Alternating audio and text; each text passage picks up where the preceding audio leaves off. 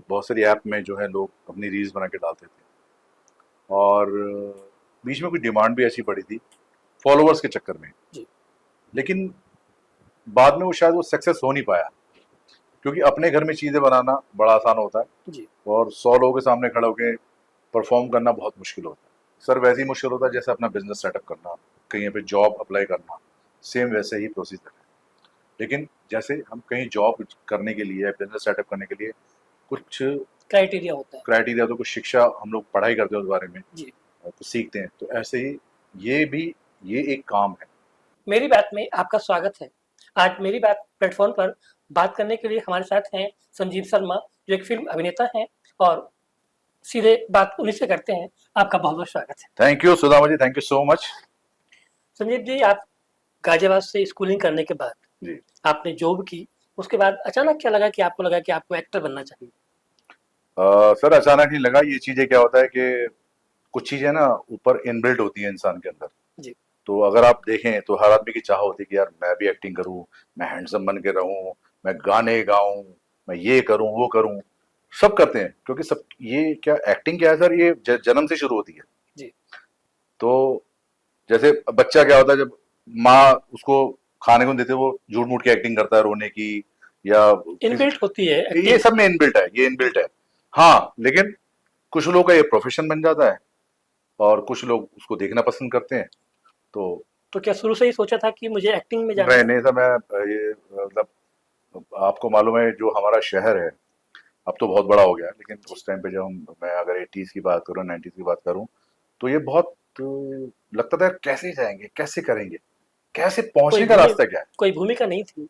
कोई मन में तो था यार, क्योंकि जब फिल्म देखते थे या टीवी देखते थे, यार काश मैं वहां होता, लेकिन कैसे जाना ये नहीं पता, हिम्मत नहीं थी। जी और घर वालों का ये भी ना कि जाके जा भाई जा तू एक्टर बन जा, वो कहते, नहीं नहीं नहीं तुम तो यार ये बनना है, ये बनना है, ये छोड़ो, ये बेकार की बातें हैं। जी तो लेकिन मन में एक था कि नहीं यार काश ऐसा हो जाए। तो ऊपर वाले ने सुना, थोड़ा देर से सुना, उसमें भी कोई अच्छाई होगी। तो मुझे मौका मिला वहाँ पे उस शहर में खड़े होने का, परफॉर्म करने का और अपने आप को सामने देखने का। पहला मौका आपको कब और किसने दिया? पहला मौका मुझे दिया सर एक्टिंग का या टीवी या फिल्मों का? जो भी आपका करियर रहा हो हाँ, फिल्म करियर में। अच्छा फिल्म कैरियर में। तो लेकिन जी फिल्म कैरियर से पहले मैं आपको बताऊं कि इसकी शुरुआत कैसे हुई। इसकी शुरुआत हुई मैं मेरा एक स्कूल था, तो मैं 8th तक स्कूल था वो। तो वहाँ पर हमारी एक टीचर हैं, मैं नाम उनका लेना चाहूँगा, जी बलबीर कौर जी। तो उन्होंने वो प्ले कराती थी, तो सजा के तौर पे मुझे वो प्ले में काम करने का मौका मिला। ये तो अवसर था आपका, सजा कहाँ हुई? है ये तो अवसर हुआ नहीं, वो आपका। नहीं, वो उस टाइम पे सजा थी कि you are the notorious boy, अब तुम ही ये काम करोगे। तो मेरे एक छोटे से रोल के लिए मुझे एक स्टेज पे खड़ा कर दिया गया था जी कि ना अब ये तुम्हें करना है।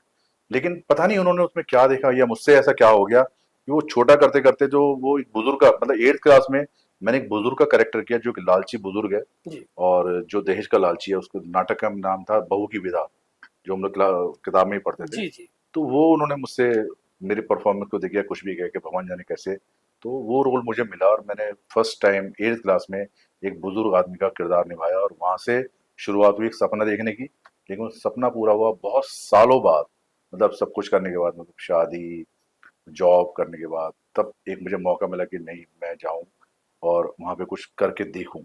लेकिन कई बार होता है कि जो बैचलर्स होते हैं उनको ज़्यादा अपॉर्चुनिटीज मिलती है।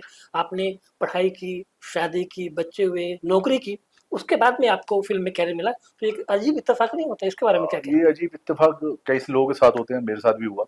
अब ये कैसे हो ये पता नहीं, ऊपर वाले ने कहाँ से वो शतरंज की गोटी उठा के रख दी कि नाओ अब तुम्हारा काम ये है, अब तुम्हें ये करना है। तो जब मैं 2010 में पहुंचा, मेरे कुछ अच्छे दोस्तों ने मेरी हेल्प की। बिना दोस्तों की हेल्प के कुछ नहीं होता है। तो उन्होंने लेकिन मेरी, हमने तो सुना है कि वहाँ कोई किसी को जगह नहीं देता, खुद रास्ता बनाना पड़ता है। नहीं ऐसी बात नहीं है सर। बहुत लोग आपकी, अगर देखिए ये आपके ऊपर डिपेंड करता है। वो कहते हैं ना, आपका जो कर्मा होता है, जो आपकी जो अच्छाई होती है, वो आपको हर जगह पे करती है। आपको हर जगह आपको उसका फल मिलेगा। तो शायद कुछ अच्छाई मेरे अंदर ये हो गया, मैंने कुछ अच्छे काम किए होंगे तो मुझे अच्छे लोग मिले, और वहां से उन्होंने मुझे रास्ता दिखाया। आपकी बात सही है, कंपटीशन होता है लेकिन एक हेल्दी कंपटीशन होता है कि भाई ठीक है। अब एक कैरेक्टर के लिए मान लीजिए एक आदमी है, जैसे मेरे साल का जो 45 साल का एक आदमी है, एक अपॉर्चुनिटी है और मेरे दोस्त भी 45 साल के हैं। तो जी वहाँ एक हेल्दी कंपटीशन होता है जी कि मैं भी दूंगा, मैं भी दूंगा, और जो उस कैरेक्टर में फिट होता है, जो बेस्ट उसका होगा। लिखा होता है या जो डायरेक्टर की चॉइस होती है, वो उसी को चीज मिलती है। पहला ब्रेक फिर आपको किस फिल्म में मिला, सीरियल में मिला, या किस तरह से इत्तेफाकन कैसे मिला, इसके बारे में हम जानना इत्तेफाकन ऐसा चाहेंगे। हुआ कि मैं जब 2010 में छुट्टी लेके मतलब छुट्टियों में मैं जाता था। मैं एक जॉब करता था स्कूल में, बड़ा अच्छा स्कूल था।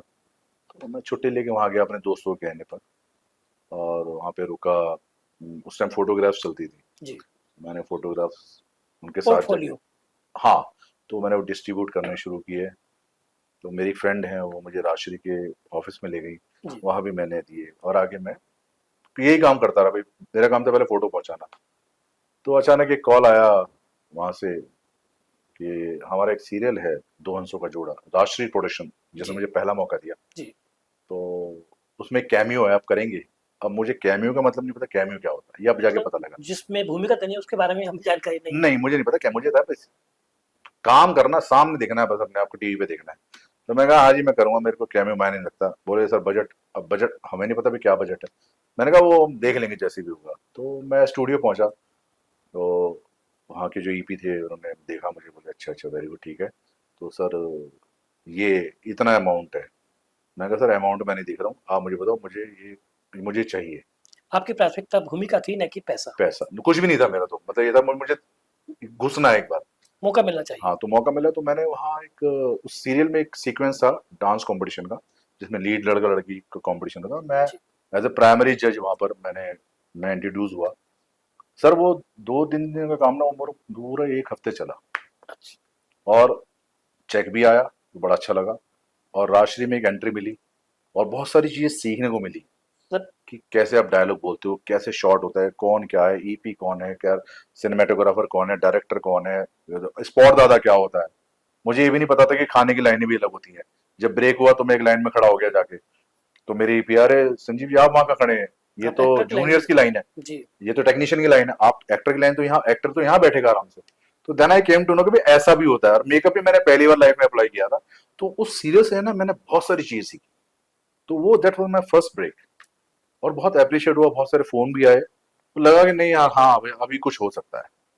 आपके फिल्मी कैरियर को देखा जाए तो बहुत सारे धार्मिक सीरियल्स में आपका ज़्यादा हाँ, रोल रहा है। अक्रूर का रोल किया है आपने, शिव मान का रोल आपने किया है, वाल्मीकि जी का रोल किया है। तो किसी एक्टर के लिए इन धार्मिक, जिनको हम भगवान मानते हैं, एक उसी दिशा में रहना कितना मुश्किल होता है? क्या महसूस करते हैं आप? उस तरह उस समय पर हमारी क्या भावना होती है? ठीक है सर। आपका जो पहला क्वेश्चन था, आपने इतने सारे मैथों किए हैं। तो कई बार क्या होता है कि आप पे चॉइस नहीं होती है, आप पे जो काम आ रहा होता है आप उसे करने की कोशिश करते हैं, क्योंकि अभी चॉइस के लिए हम थोड़ा सा दूर हैं। जी। बट मैं बहुत अपने आप को लकी मानता हूँ कि मुझे माइथो सीरियल करने का ज्यादा मौका मिला, जो एक कॉस्ट्यूम ड्रामा होता है, जी। और प्योर हिंदी उसमें चाहिए होती है। और मतलब आपको वही चीज जीनी होती है जो कभी उस टाइम पे जी हुई होगी लोगों ने। तो मुश्किल है सर, क्योंकि बहुत सारे ज्वेलरीज कॉस्ट्यूम चुभते रहते हैं, ये बहुत सारी चीजें होती है, मेकअप होता है, आपको नकली बाल लगाने पड़ते हैं, आपको हेलमेट वेलमेट, इतना भारी हेलमेट होता है। तो इट नॉट इजी, बट किया। और वो जो माइथो सीरियल करने में क्या होता है सर, कि जब आप उसको कंटिन्यूस कर रहे होते हैं ना, तो आप उसी इरा में जी रहे होते हो जी। कि हाँ यार, क्योंकि वही ज़हन में चल रहा होता है। वही जहन में, तो वही सेट होता है, वही कॉस्ट्यूम होते हैं, वही वही व्यवहार होता है। तो आपको लगता है नहीं यार हाँ ये मैं I am talking to Lord Shiva, तो ऐसे ही बात करते होंगे हिमान उनसे, या ब्रह्मा जी से ऐसी ही बात करते होंगे। तो हम उस इरा में जी रहे होते हैं। अगर आप उस इरा को एक्सेप्ट कर लेते तो it is easy to work there. तो इसके लिए अलग से पढ़ाई करनी पड़ती है कि उस तरह की, क्योंकि देखा हुआ तो किसी का होता नहीं है। जी जी जी। तो क्या हम धार्मिक पुस्तकों के माध्यम से या किसी और माध्यम से उस कैरेक्टर में जीने के लिए, उस कैरेक्टर को भली-भांति निभाने के लिए कुछ विशेष तैयारी करनी पड़ती है? हाँ सर, बिल्कुल तैयारी करनी पड़ती है, क्योंकि कई बार क्या होता है कि बहुत कम मैंने देखा है कि जिनको इन माइथो कैरेक्टर्स की जानकारी नहीं है। नहीं। बहुत आजकल तो बिल्कुल भी नहीं है। तो क्योंकि मैं एक ऐसे परिवार में पैदा हूँ कि जो धार्मिक परिवार रहा है, और मुझे शुरू से ही पूजा पाठ का या इन कैरेक्टर्स को जानने का या इन कहानियों को जानने का मौका मिला। मैं बहुत सारी कहानियाँ जानता हूँ जो हम रामायण में महाभारत में पढ़ते हैं। तो मेरे लिए थोड़ा सा इजी था। लेकिन हाँ फिर भी अगर आप एक करेक्टर मान लीजिए, जैसे मैंने हिमवान एक करेक्टर किया, तो जी। आई शुड नो कि who was Himavan. Himavan father of Parvati. बहुत कम उनकी लोग इस बारे में जानते हैं। बहुत कम, तो आपको उसके बारे में पढ़ना बहुत जरूरी है। उनकी जी। पत्नी मैना थी, उनकी बेटी गंगा थी, ऐसे ऐसे शादी हुई, ये हुआ। तो उसके बारे में एक स्टडी बहुत जरूरी है आपको उसको निभाने के लिए। और क्योंकि किंग हिमवान है तो वो किंग कैसा होना चाहिए, एक वो किंग आत्मविश्वास। एक आत्मविश्वास, एक राजा का जो एक ऑरा होता है, और एक जो पिता पिता और पुत्री का जो संबंध होता है वो बहुत इमोशनल होता है, उसको भी कैरी करना बहुत जरूरी है। इन द मीनवाइल आप अपनी पत्नी से ही बात कर रहे हैं, तो वो इरा ऐसा था कि आप अपनी पत्नी से तू तड़ाक में बात नहीं कर सकते, तो जी, उनको भी चाहे गुस्सा ही सही, लेकिन आपको भी उसमें भी एक आदर भाव दिखाना उसमें पड़ेगा। दिखाना पड़ता है। तो ये स्टडी बहुत जरूरी है सर, किसी भी चीज के लिए, किसी भी प्रोफेशन के लिए। अगर लोग समझते हैं कि बहुत इजी है, तो सर आसान नहीं है। किसी चीज को करने के लिए बहुत स्टडी चाहिए, एक प्रॉपर ट्रेनिंग चाहिए। अब तक आपने जितने भी काम किया है, जी सबसे ज़्यादा मज़ा किस कैरेक्टर में आया? या फिर यूँ कहिए कि कौन-सा कैरेक्टर आपको सबसे अधिक चैलेंजिंग लगा? सर, सारे कैरेक्टर चैलेंजिंग होते हैं या क्योंकि फिर वो, भी उनमें से कोई एक? नहीं सारे चैलेंजिंग होते हैं क्योंकि सब अलग अलग कैरेक्टर होते हैं। और लेकिन सबसे ज्यादा मजा मुझे जो आया वो, मेरा एक सीरियल था, उसका मैंने अभी जिक्र नहीं किया, उसका नाम था अम्मा। अम्मा, जी, एक माँ जो लाखों के लिए बनी अम्मा, जो जी टीवी पे था, Shabana Azmi was playing the character. जी, जी, अब शबाना आजमी जी के सामने परफॉर्म करना, मतलब आपको पूरा बैग एंड बैगेज बिल्कुल रेडी करके, क्योंकि शबाना जी का एक इंस्टीट्यूट है फिल्म इंडस्ट्री का, उनके सामने खड़े रहना ही बहुत बड़ी बात है। जी, लेकिन खैर मैंने उनसे आशीर्वाद भी लिया शूट से पहले। और वो एक साइको कैरेक्टर था, पागल कैरेक्टर होता ना, एक अफगानी पठान जो पागल है, जो एक मतलब स्मगलर भी है, वो जो हथियारों को भी बेचता है, उसका बड़ा भाई भी आ रहा है, वो टोटली मैड आदमी है। जी। तो थैंक्स टू माय डायरेक्टर जिन्होंने मुझे पूरा गाइड किया कि कैसे उसको करना है, क्या करना है, और वो करने में मुझे बड़ा मजा आया। हालांकि बाद में बहुत सर दर्द होता था क्योंकि पूरे टाइम ऐसे एक्सप्रेशन गुस्सा रखना, कर दांत भी, दिखाना। तो जब एंड ऑफ द मैं घर जाता तो सर ऐसा पका होता था, दांत ऐसे दर्द कर रहे होते थे। बट वो जो नेगेटिव कैरेक्टर था ना सर, वो बड़ा मजा आया निभाने में। और सबसे ज्यादा चैलेंजिंग होता सर उसके बाद रोना। तो अभी जो मेरा लेटेस्ट सीरियल था शिव शक्ति, जिसमें मैंने हिमवान कैरेक्टर किया, जी, तो when you are talking to your daughter, और जो विदाई हो रही होती है, तो विदाई एक ऐसा समय होता है एक पिता के लिए कि अच्छे अच्छे बहुत पिता की आंखों में आंसू आ जाते भावुकता के क्षण होते हैं। हैं। वो भावुकता का जो क्षण उस समय आया, it was very difficult to control me, क्योंकि मैं रियल में मैं रोने लगा था। मैं, जो मेरी वाइफ कैरेक्टर प्ले कर रही थी, मैना जी, तो it was really difficult to cry at the moment. अभी हाल ही में आपने Mirza three Mirzapur three. Three की है। थ्री। ये वैसे भी बहुत चर्चित वेब हाँ, सीरीज रहा है, नो डाउट। आपका कैरेक्टर भी रहा। उसके कैसा लगा आपको भाषा? मिर्जा कैरेक्टर में कई बार कहते हैं कि मिर्जापुर में जो कैरेक्टर्स हैं उनकी भाषा बड़ी अश्लील है, बड़ी दमदार भी है, क्योंकि वहाँ क्षेत्रीय भाषा है। आपको कैसा लगा? आपने कोई भी भाषा अश्लील नहीं होती है सर, जिसने पहली बार सुन रही होती है उसको अजीब लगता है। लेकिन हम अपने शहर में, जब जैसे हम अपने यूपी का एग्जांपल लें, तो हमारी भाषा तो ऐसी है ना। और वही भाषा हमने पिछले बहुत पहले की जो फिल्में आती थी, जो दिलीप साहब की फिल्में थी या जो भी पुरानी फिल्में थी, उसमें सब यूपी का ही असर आपको झलकता है। मिर्जापुर में शूटिंग के दौरान कोई ऐसा अनुभव जिसको आप हमारे दर्शकों के साथ शेयर करना चाहेंगे? इट वॉज लवली एक्सपीरियंस, और मैंने उम्मीद भी नहीं की थी कि मुझे ये रोल मिलेगा, और ये बाई चांस मेरी किस्मत में लिखा हुआ था। मैंने एक बहुत ही बुरा सा ऑडिशन दिया था क्योंकि मैं वो करना नहीं चाहता था। मैं अच्छा, उनके साथ फ़िल्म करना चाहता था, लेकिन उन्होंने मुझे बोला कि सर एक मिर्ज़ापुर सीरीज़ भी है, आपने सुना होगा। मैंने कहा हाँ, सुना तो है। तो बोले आप उसमें एक कैरेक्टर है, आप करना चाहेंगे? मैंने कहा यार मैं क्लीन शेव आदमी, उम, सुंदर रफ सा टफ वाला एक कैरेक्टर कैसे हैंडसम सा करेंगे? लड़का है, मैं कहाँ फिट होता हूँ ऐसे कैरेक्टर में, जब तक दाढ़ी-वाड़ी ना बढ़े अब। तो उन्होंने कहा नहीं-नहीं आप एक काम कीजिए, आप एक ऑडिशन बना के भेज दीजिए, मुझे हमें लगता है कि आप उसमें। तो मैंने बड़े बुरे मन से, बड़े मतलब गुड्डू के साथ एक इंटरेक्शन का सीन जी, था वो, तो मैंने बड़े धीरे प्यार से वो मतलब बड़े बुरे मन से बना के भेजा। लेकिन बहुत अच्छा कैरेक्टर और वो। वो 2 दिन बाद सर लॉक हो गया। लॉक हो गया तो मैंने कहा चलो, उन्होंने बोला, पहले मुझे बोले 1-2 दिन का काम है। जी, मैंने कहा चलो भाई 1 दिन का काम है, कर लेते हैं, कोई दिक्कत नहीं यार, मिर्जापुर की। मैंने कहा लेकिन फिल्म भी करूंगा मैं। जी, बोले हाँ ठीक है। तो मैं जब सब ड्रेस वेस सब नाप वाप सब हो गए, ट्रेनिंग हो गई, हम पहले दिन सेट पे पहुंचे। मैं थोड़ा सा इसको बताना चाहूंगा कि जी, ये कैसे हुआ करिश्मा, ये सब लिखा हुआ था सर। तो मैं पहुंचा सेट पे, पैर कांप रहे थे भाई। वेब सीरीज का जो एक एक्सपीरियंस है वो अलग ही होता है। ये घबराहट भी थी, मन में चीजें भी थी यार, कैसे करेंगे, क्योंकि जिनको आप देखते आ रहे हो उनके काम साथ करना। बैठ के काम करना इज नॉट इजी टास्क। तो then I met Gurmeet Singh ji, जो डायरेक्टर थे, द वंडरफुल डायरेक्टर, बहुत जॉली, बहुत ही। तो मैंने कहा सर थोड़ा सा डर लग रहा है, कैसे करना है? बोले आपने करेक्टर पढ़ लिया, आपको पता है कौन है? हाँ। आपको जैसा अच्छा लगता है ना, आपको लगता है यही होना चाहिए, आप वही करना, जहां कुछ होगा मैं टोक दूंगा। जी, खैर सर वो सीन हो गया। मैंने कहा सर थैंक यू, बहुत अच्छा लगा, इसका कभी मतलब आगे आपको हो। मैं एक पूरी कर देता हूँ बात। मैं कहा सर जब आपको कभी याद आए ना, जब आपको लगे मैं किसी काम आ सकता हूँ, आप मुझे याद कीजिएगा। जी। बोले क्यों, क्या हुआ? मैं कहा सर एक ही दिन का था ना। बोले नहीं नहीं, आपको कुछ गलत फहमी है, अभी तो हमें बनारस जाना है, लखनऊ जाना है सर। तो उन्होंने अपने असिस्टेंट से बोला, सौरभ जी इनको जरा बाहर बताओ, मैं जरा शूट कर लेता हूँ, इनको बताओ कहानी क्या है। तो दैन बाहर आके उसने बताया कि भैया आपको तो सर किसी ने पता नहीं क्या बताया, बट आपको तो इज ए गुड वर्क।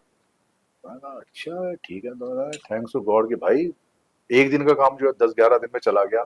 और I am fortunate to play with Pankaj Tripathi ji, Ali Fazal, then कई नामाची गुल्लू। लोग साथ में काम हाँ, जिनको मैं देख रहा था 2 सीजन से। जी। तो मुझे नहीं पता था थर्ड सीजन में मैं भी हूँगा। पंकज त्रिपाठी जी के साथ कैसा अनुभव रहा? पंकज त्रिपाठी जी के साथ मेरा एक ही सीन था, लेकिन क्योंकि पूरा दिन आप 2 दिन आप गुजारते हैं साथ में सीन करने के लिए, तो पंकज जी तो खैर नाम क्या कहूँ उनके बारे में।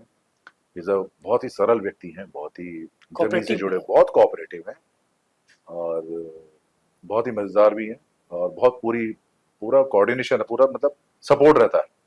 फिल्मों में और सीरियल्स के बीच में जो काम करना है, उसकी शैली में कहाँ अंतर मानते हैं आप? सैलरी में। शैली, जो काम करने का ढंग होता है, जो अच्छा, जो अभिनय शैली, अभिनय होता है। बहुत फर्क है सर। क्योंकि क्या होता है, जो टीवी सीरियल होता है ना सर, वो टाइपराइटर की तरह होता है, टक टक टक टक टक टक टक टक टक टक टक चलता है कंटिन्यू। कंटिन्यू। क्योंकि क्या होता है, उसका टेलीकास्ट होता है 2 दिन बाद या एक दिन बाद। जी। तो आपको एक लिमिटेड टाइम में वो एपिसोड पूरा करना ही होता करना है। ही होता है। वहां कोई टाइम नहीं है सर, एक कट या एक टेक या 2 टेक, उसके बाद कोई टाइम नहीं है। तो you have to be very prepare कि मैं ज्यादा टेक ना दूं, मेरा काम हो जाए। जबरदस्त तैयारी करनी पड़ती है। जबरदस्त तैयारी करनी पड़ती है और अलर्ट रहना पड़ता है। जी। क्योंकि दो तीन सीन हाथ में होते हैं, शाम तक अपने को ये करना है। तो उनको लर्न करना, उनको परफॉर्म करना, और बहुत ही कम समय लेना अपना परफॉर्मेंस देने में, क्योंकि वो रेगुलर जॉब रहती है। जी। फिल्मों का क्या है सर, फिल्म बहुत इत्मीनान से बनाई जाती है, क्योंकि उनको 2 घंटे में पूरी स्टोरी बतानी होती है। जी। तो इत्मीनान से बनाई जाती है, सोच समझ के बनाई जाती है। लंबा समय एक एक लगता है। शॉट को प्रॉपर परफेक्शन के साथ पेश किया जाता है, सेम एज वेब सीरीज। तभी आप वो रिजल्ट देखते हैं क्या है। आने वाले समय में किन किन सीरियल्स में संजीव शर्मा दिखाई देंगे? सर सीरियल तो अभी पाइपलाइन में एक, लेकिन आने वाली जो मेरी एक वेब सीरीज है उसमें है पान प्रथा जर्दा, जी। और वो भी गुरमी जी ने मुझे याद किया था उस मौका बारे में। दिया है। और एक है union, the rise of India, उस टाइम वो था, पता नहीं क्या है। तो वो अब वो रिलीज होंगी। तो उसमें I am lucky to work with mister K Menon. 2-3 scene हैं अच्छे। मैं एक हैदराबाद के प्राइम मिनिस्टर, जो उस टाइम पे आज़ादी के टाइम की बात है। जी। तो जो हैदराबाद के जो निज़ाम थे, निजाम। उनके प्राइम मिनिस्टर का मैं करेक्टर कर रहा हूँ, लायक अली। तो वो थोड़ा सा हैदराबादी एक्सेंट में है, और लुक भी एकदम अलग है बिल्कुल। क्या महसूस होता है जब आप किसी हैदराबादी या किसी भी कैरेक्टर में होते हैं, मिनिस्टर के कैरेक्टर्स में होते हैं, तो क्या कई बार लगता है कि चलो वैसे तो कैरेक्टर्स में नहीं बन पाए, हम सच्चाई में नहीं बन पाए, हाँ बिल्कुल लेकिन सही इस बात। समय तो हमें है। क्या अनुभव होता है कुछ? बहुत बहुत अच्छा अनुभव होता है, क्योंकि मैंने कुछ सीरियल के इसमें मैंने एक पुलिस मैन की, एक इंस्पेक्टर का मैंने करेक्टर किया। जी। सर एक कॉस्ट्यूम की ना बड़ी खास बात होती है, आप जो कॉस्ट्यूम पहनते हैं ना, आपको वही फील होता है। फीलिंग्स आ जाती है। आप आम जीवन में लीजिए, अगर आप घर पे शॉर्ट्स और टी शर्ट पहन के पहने तो आप बड़े कैजुअल होते हैं। जी। बट जैसे ही आप ऑफिस के लिए तैयार होते हैं, तो आप में एक अलग करेक्टर आ जाता है। आप कुर्ता पजामा पहन के शादी में जाते हो, आप एक अलग रॉयल लुक में होते हैं। तो जब भी जैसे ही मैं वो वर्दी पहनता था, तो मेरे अंदर का इंस्पेक्टर जाग जाता था। वो हेल्प करता है आपको करेक्टर निभाने में। ऐसे ही जब अम्मा में, जब मैं वो सतरंगी पैंट पहनकर और टी शर्ट पहनकर गले में चेन डाल के, वो लंबी लंबी वो क्या कहते हैं साइड लॉक डाल के निकलता हूँ, मुझे तो ये करेक्टर में वो जी। करीम। जी। तो मैं करीम ही हूँ, मतलब वो पागल हूँ एकदम। तो गुंडा। अपने आप ही ऑब्जर्व हो जाता है आपको, तो आप उसे ग्रैब कर लेते हैं कॉस्ट्यूम चेंज होते ही। खाली समय में आप क्या करते हैं? आपका शौक क्या क्या है? बहुत सारे शौक है सर। खाली समय में मैं व्यायाम भी कर लेता हूँ, योगा भी जाता हूँ, फिल्में भी देखता हूँ, घर वालों के काम भी करता हूँ, कई बार कपड़े भी धो देता हूँ। तो मतलब मैं पूरा, क्योंकि मेरी वाइफ जो है जॉब में है, तो जो काम मुझे दिखता तो है मैं घर सब पे रहते करता हैं तो घर पे पति या हूँ।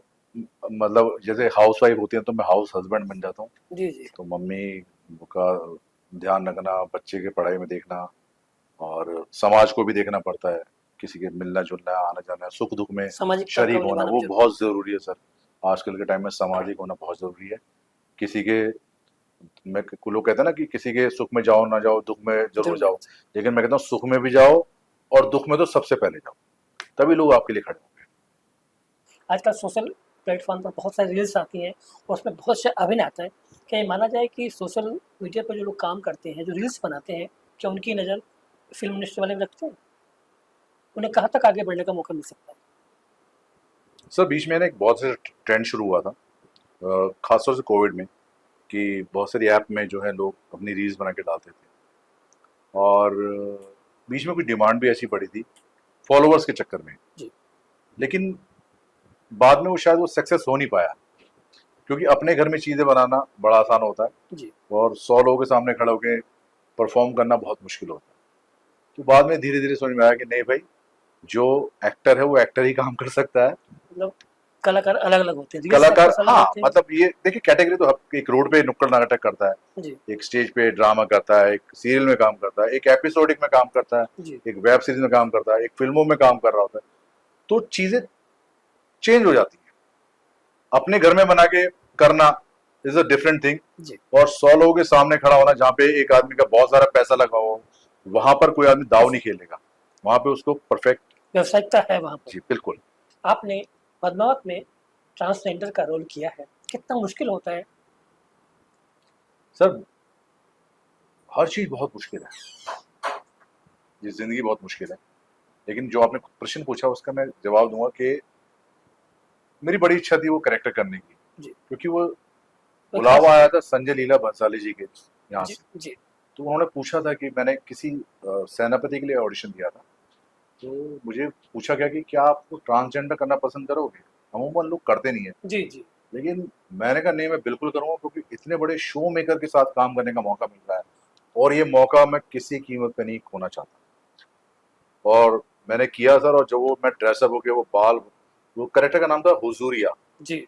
जो अलाउद्दीन के दरबार में एक दासी टाइप आप समझ लो, जी।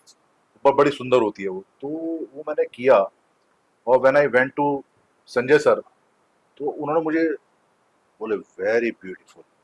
तो लगा कि नहीं यार, वाकई मतलब तारीफ कुछ तारीफ से कुछ हौसला आपने वो बढ़ा। कैरी किया है, ऐसा है कि हाँ। देन दीपिका जो थी उसमें, Deepika ji. Padukone, then she also that you are looking very beautiful. आज उन्होंने भी तारीफ की। हाँ, तो मुझे मतलब, और वो जो कॉस्ट्यूम होता है ना सर, मैंने आपको बोला ना पहले, जो आप कॉस्ट्यूम पहन लेते हैं आप वैसे बिहेव करते हैं। तो मैं, मेरा अपना ऑटोमेटिकली हाथ, क्योंकि हमने बचपन से देखा है इन चीजों को, तो मतलब हमारे समाज में भी एक वर्ग है, उच्च एक वर्ग है जी। जो बहुत इंपॉर्टेंट है ना, लेकिन जिसको उनको अक्सर लोग तिरस्कार करते थे, लेकिन उपेक्षा से बहुत देखते हैं। बहुत इंपॉर्टेंट है, उनकी दुआएं बहुत लगती हैं। तो उनके हाव भाव देख के वो ऑटोमेटिकली चीज वो मन में कि हाँ ऐसा करना चाहिए। तो वो एक एक अलग ही जोन था वो उस टाइम पर। एक गैर फिल्मी भूमिका वाले युवक के लिए फिल्म में अपना कैरियर बनाना कितना मुश्किल होता है? सर वैसे ही मुश्किल होता है जैसे अपना बिजनेस सेटअप करना, कहीं पे जॉब अप्लाई करना, सेम वैसे ही प्रोसीजर है। लेकिन जैसे हम कहीं जॉब करने के लिए, बिजनेस सेटअप करने के लिए कुछ क्राइटेरिया होता है। क्राइटेरिया, तो कुछ शिक्षा हम लोग पढ़ाई करते हैं उस बारे में, जी।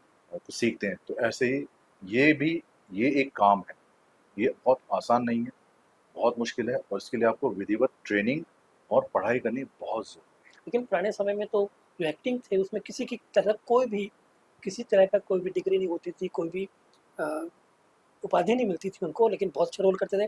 आजकल कई बार डिप्लोमा लेते हैं, डिग्री लेते हैं, लेकिन फिर भी अभिनय की जो गहराइयाँ होती हैं वो उनके अभिनय में नजर नहीं आती। इससे आप कहाँ तक सहमत हैं? है। थोड़ा सा मैं आपको करेक्ट करना चाहूंगा सुदामा जी। जी। एक नाट्य शास्त्र है, भरत मुनि का नाट्य शास्त्र, जी। वो आज से कई सौ साल पहले लिखा जा चुका है। जी। तो ये नाट्य जो चीजें हैं ना, ये तो थी शुरू से हमारे उसमें। लेकिन पुरानी फिल्मों की बहुत खास बात थी कि वो हर सीन की, मेरे ख्याल से जहां तक मैंने पढ़ा, कम से कम 100 बार रिहर्सल करते थे, और जब तक डायरेक्टर को वो रिहर्सल पसंद पसंद ना नहीं आ आती जाए थी। तब तक वो सीन शूट नहीं होता था। जी। लेकिन आजकल जो डिजिटल मीडिया है, इसमें आप कितनी बार भी शूट, क्योंकि वो रील बनती थी ना, जी। तो दोबारा मौका नहीं होता था कि उसको दोबारा से उसको अप्लाई कर किया जाए। सक जी। अभी तो डिजिटल डिजिटल मीडिया, आप कहीं भी एडिट कर सकते हैं, कुछ भी कर सकते हैं, 100 बार टेक कर सकते हैं। तो वो बहुत, उनकी ट्रेनिंग बहुत जबरदस्त होती थी, वो रिहर्सल करते थे, वो जोन में रहते थे। लेकिन हाँ, आपकी बात आज भी सही है कि जो लोग डिप्लोमा लेके आते हैं या डिग्री लेके आते हैं, लेकिन वो कितने सीरियस है अपने काम के प्रति, कार्य के इसका प्रति फर्क गंभीरता पड़ता है। लेकिन शिक्षा और ट्रेनिंग बहुत जरूरी है, अपनी भाषा पे आपका कमांड बहुत ज़रूरी है, नहीं तो फिर ईश्वरी माध्यम जैसे हर जगह होता है। हर एक्टर का ये सपना होता है कि वो किसी विशेष अभिनेता के साथ काम करे। क्या संजीव शर्मा जी का सपना है कि वो उस किसी अभिनेत्री विशेष के साथ काम करें, किसी अभिनेता विशेष के साथ काम करें? बिल्कुल सर, मैंने अक्षय पाजी के साथ तो काम कर लिया, जी, मैंने के मैनन के साथ काम किया, मैंने पंकज जी के साथ काम किया। लेकिन एक जो सबकी तमन्ना होती है कि वो बिग बी जो अमिताभ बच्चन श्री जी। अमिताभ बच्चन जी जो हैं, और मैं श्री शाहरुख खान जी के साथ भी काम करने का, सलमान भाई के साथ मेरा बड़ा मन है काम करने का, आमिर भाई के साथ, आमिर सर के साथ मेरा बड़ा वो है। तो ये जो दिग्गज लोग हैं, इनके साथ कि शायद एक छोटा सा सीन भी मिल जाए करने को। रजनीकांत जी, मैं नाम लेना चाहूँगा, जी, छोटा सा भी कैरेक्टर मिल जाए ना साथ में खड़ा होने का, तो मैं कहूँगा कि मज़ा आ गया। कभी अमिताभ बच्चन से मुलाकात का मौका मिला? मुलाकात का मौका नहीं मिला, लेकिन देखने का ज़रूर मौका मिला। तो मैं एक सीरियल चल रहा था अम्मा करके, तो सेम स्टूडियो में सरकार 3 का शूट चल रहा था, तो मुझे पता लगा कि बच्चन साहब वहाँ पे शूट कर रहे हैं। और सबसे एक खास बात आपको मैं बताऊँ, मैंने उनके ना पंक्चुअलिटी के बारे में, मतलब जो उनका जो अनुशासन है, जो पंक्चुअलिटी है, उसके बारे में मैंने बहुत सुना था, लेकिन वो मुझे देखने को मिला। वो ठीक राइट टाइम पे आते हैं और राइट टाइम पर चले जाते हैं जो समय उनको के बताया। पंक्चुअल हैं। हाँ, तो उस हिसाब से मैंने अपनी शेड्यूल को एडजस्ट करवाया थोड़ा सा। जी, मैं वॉशरूम का बहाना मार के उनको देखने गया, सिर्फ देखने के लिए। और मैं वो लाइन में खड़ा रहा, मैं देखा उनको, तो पहली बार मैंने उनको देखा, मुझे विश्वास नहीं हुआ कि he is the Amitabh Bachchan, मतलब वही जहाँ भावना जो एक पूरा आम हिंदुस्तान, पूरा वर्ल्ड उनका दीवाना है, जो शहंशाह है। मैंने उनको देखा, मेरी हिम्मत भी नहीं हुई पास जाने की, उनका ऑरा इतना बड़ा है। तो is a such a legend. मेरी बात प्लेटफ़ॉर्म पर आप दर्शकों को क्या संदेश देना चाहेंगे? किस बार?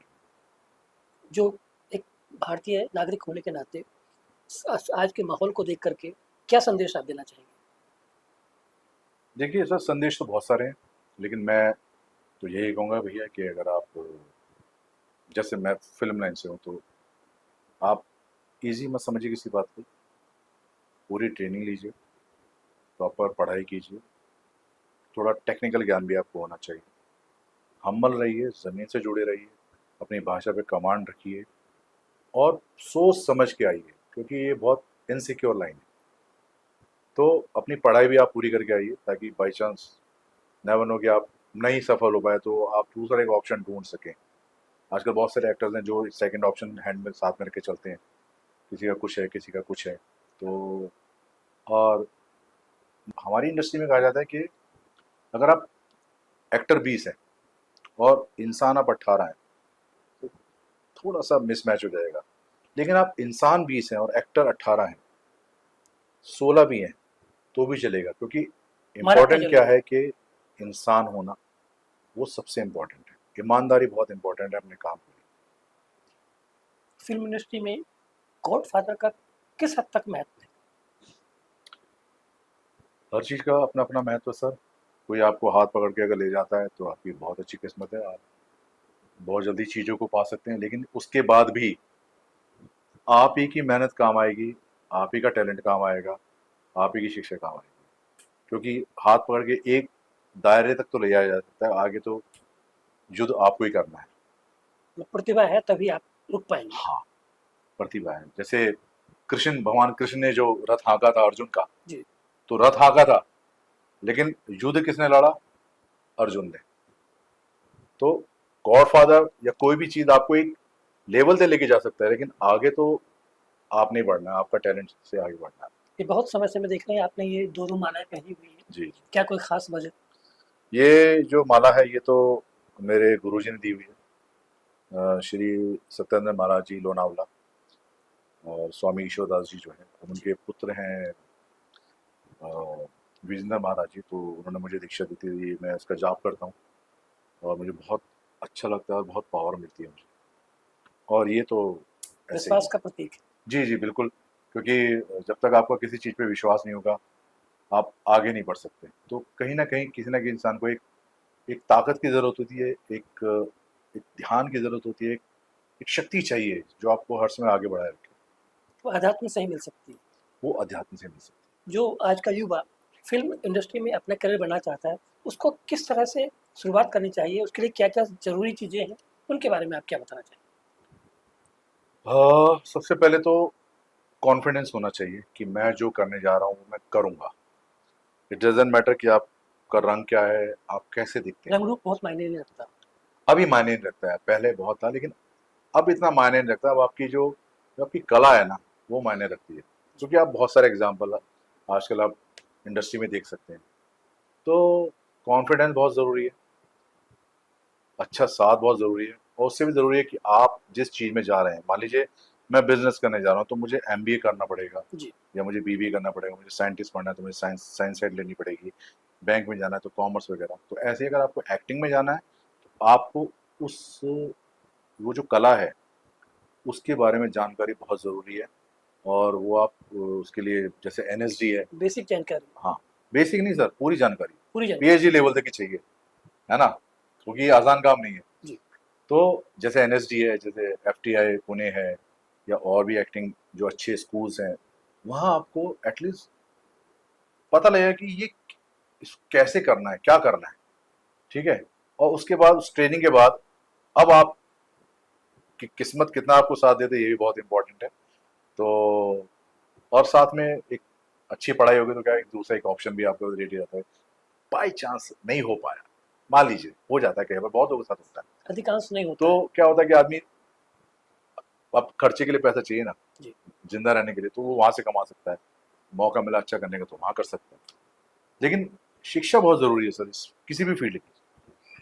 अब तक आपने जितने भी फिल्मों में काम किया है, सीरियल्स में काम किया है, क्या किसी का जिक्र करना चाहेंगे? सर बिल्कुल, हर काम, अपने काम का जिक्र हर आदमी करना चाहता है। मेरे जो मेन सीरियल्स है उसमें राधा कृष्णा और राम सिया के लव कुश, जय कन्हैया लाल की, और लेटेस्ट शिव शक्ति। फिल्मों में जैसे पद्मावत मैंने की, छोटा करेक्टर था ट्रांसजेंडर का, जी। लेकिन एक जो शोमैन है संजय लीला बंसाली जी, उनके साथ खड़े रहने का मौका मिला मुझे। एक हफ्ता मैंने उनके साथ काम किया, उनको देखा, उनका काम का तरीका देखा, और मैं उनके अंडर में काम कर रहा था, बहुत कुछ सीखने को मिला, ये बड़ी बात थी। फिर मैंने एक गुड न्यूज़ की जिसमें अक्षय पाजी के साथ मेरे एक बहुत अच्छा सीन है। जी। फिल्म में थोड़ा सा ट्रिकी हो जाता है काम करना, तो जो मिल जाए वो बहुत अच्छा रहता है। फिर थैंक गॉड मैंने एक मूवी की सिद्धार्थ मल्होत्रा के साथ और रकुल प्रीत के साथ मेरा एक बड़ा अच्छा सीन है।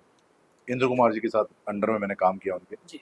और फिर ये वेब सीरीज तो है ही, उसके बाद यूनियन आएगी, और पान पर्दा जर्दा आएगी, और एक और मेरा सीरियल है देवगुरु बृहस्पति, वो ओटीटी पे है, जिसमें मैं बृहस्पति के जो फादर है अंगिरस ऋषि, उनका कैरेक्टर प्ले किया। जी। पद्मावत में आपने